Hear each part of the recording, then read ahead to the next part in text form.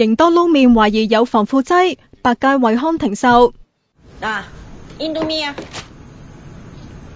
我要印尼撈麵喎。呢啲咪印尼撈麵咯。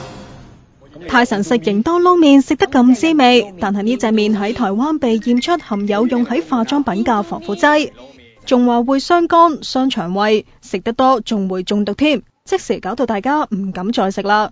不過代理商就話台灣嗰啲麵來歷不明，但係香港入口嘅係正貨，年中先至驗過，苯甲酸並冇超標。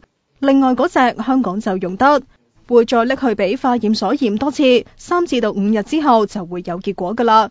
如果食咗呢兩隻防腐劑又會點嘅呢？可能有過敏嘅反應，有時皮膚嘅。如果係對食物嘅敏感嘅反應呢，就可能係驚佢引發哮喘啊。一啲專賣東南亞食品嘅超市就仲有得賣，不過啲貨就堆到成座山咁高，要挽回信心，暫時就唯有咁樣先啦。而百佳同惠康就話唔知道香港同台灣嗰批係咪嚟自同一個批次，會暫時落架，遲啲先至決定點樣處置啲麵。